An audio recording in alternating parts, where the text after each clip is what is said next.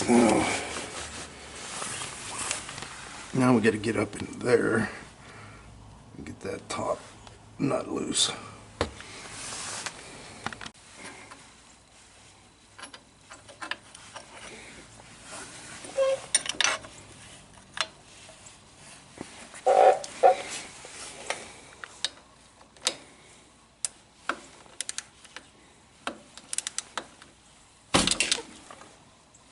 Here it popped.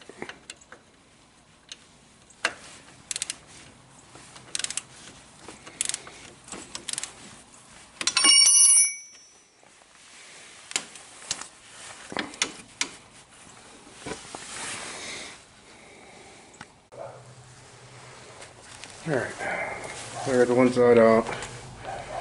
I did have to take the rack off and unbolt some of the bolts for the fender. I didn't have to take the fender all the way off, but to get enough room to get up in the top of that shock tower there.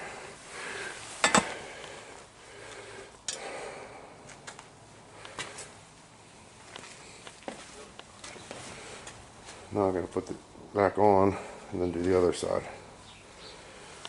There's a new one.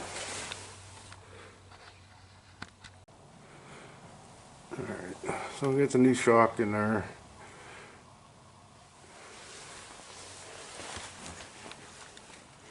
I cut this little access hole here. It was easier for me to be able to see.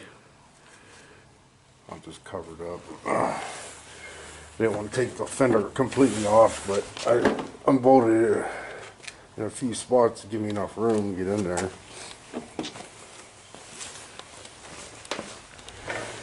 And if you feel up inside here, the shock's not fully seated down in the bottom yet, but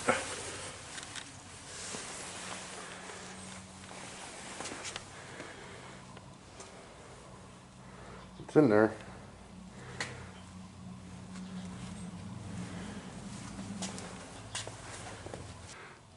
Alright, so I got this side all the way seated down in the bottom down here. It's bottomed out. I just jacked it up a little bit, pried on it, let it down, jacked it up again a little bit, pried on it with that little chisel there, and then it just started sliding right down in, got it all the way in the bottom. So I'm going to tighten that back up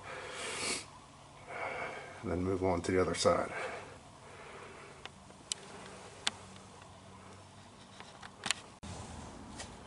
Alright, so when I start taking this side apart, got the shock out, noticed there was something wrong with this joint right here. So I'm running out of time. I'm going to have to get ready. I'm supposed to fly back. Yeah, it sucks. I got this side all done. Everything went back together. It's fine. But yeah, like I said, where it goes, that joint where it goes into the hub right there, something came apart. Something isn't right. So I'm going to have to tear it apart, check out what's going on. Alright. So that's the old axle. I had a hell of a time getting the pin out of that thing. My brother came over and used this air chisel on it, and he was able to drive it out. But like, I had a hell of a time. I was trying to beat it out, and it was just stuck in there. And you can't, it's pretty tight. Can't get a good hit on it with a hammer and a punch. So that was the way we got it out.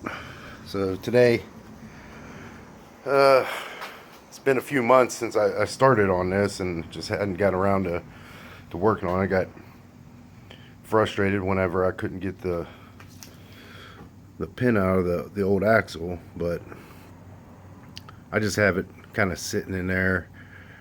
I'll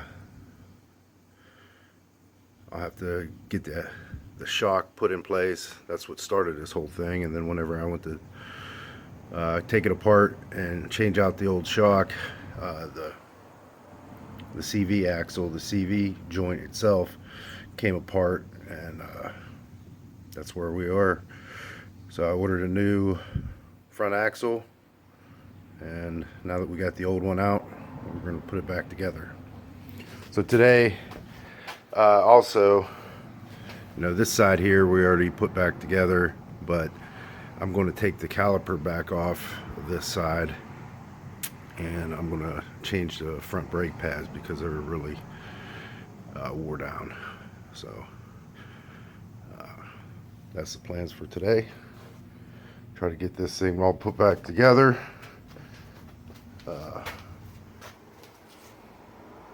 Try it out. One other thing that I did, which I got to fix, is that these two wires that engage the clutch in the hub need to be spliced back in. And so let's get to it.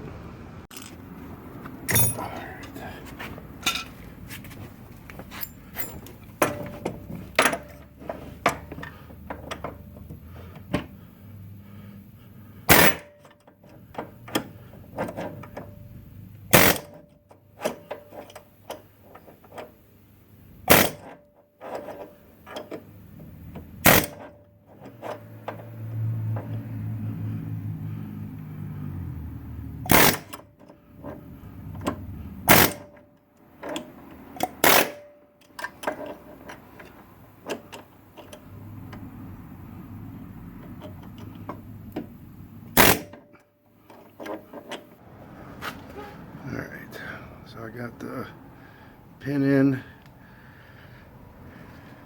I got the shock mounted, I got the inner and outer bearings that go through the bottom of the shock part of the hub, and then I installed the clutch. And then I put on the inner bearing that goes inside of here. So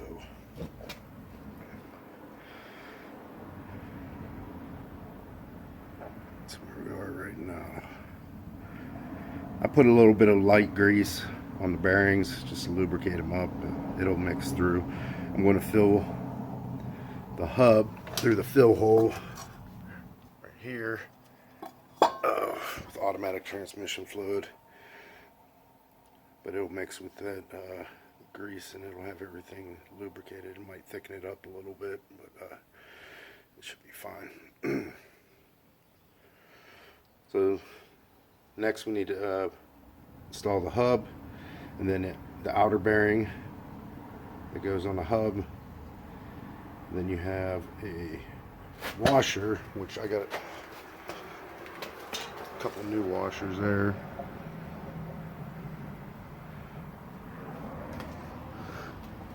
Then we'll tighten everything up. Put on the A-arm. Connect the tie rod. Fix my wires for engaging my clutch to lock it in four-wheel drive. And we should be ready to go.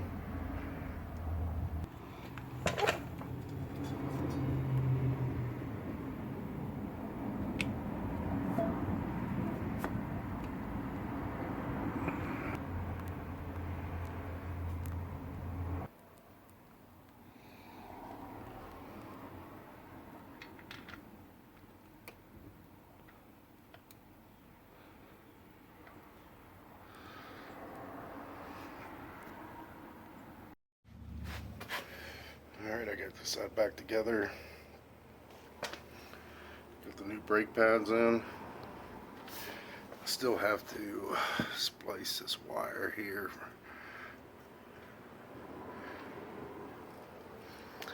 And also I need to fill up the hub with some fluid. But the brake pads on this side right here, they weren't too bad, but the ones on the other side, they were completely wore out. You can see there. You can see the rotors are pretty rusty there too. They're going to need light sanded, smooth them up a little bit. But, so I need to bolt this rack back down, fix that wire, fill the hub,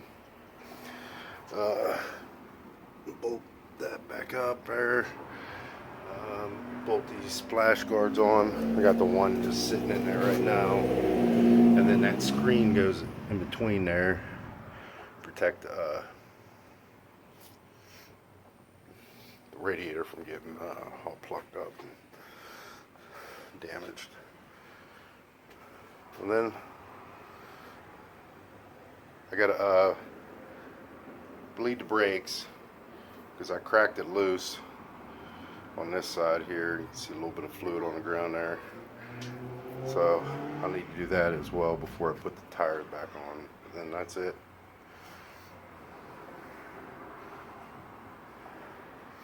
Finally. A lot more of a project than I had originally anticipated. You know, this side went really good. The only reason I didn't put it all back together is because I was waiting on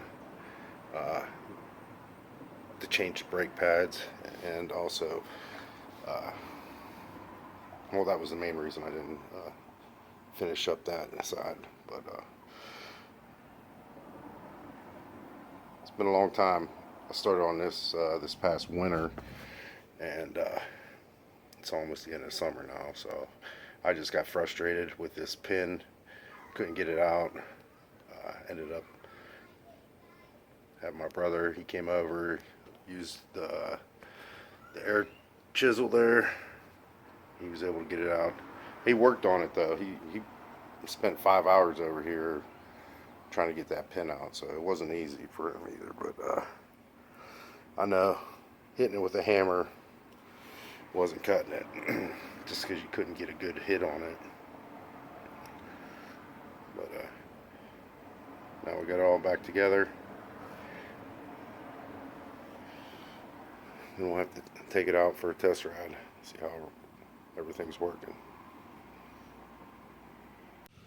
So there it is. Got it back together.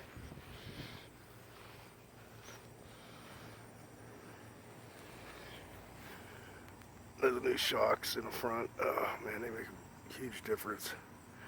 They used to bottom out like the smallest little bump, and now it's a nice firm ride. Hey, she's not perfect, but for what I use it for, it works just fine. Not bad for a 1994. I did change the brakes, front brake pads too, so they're working good.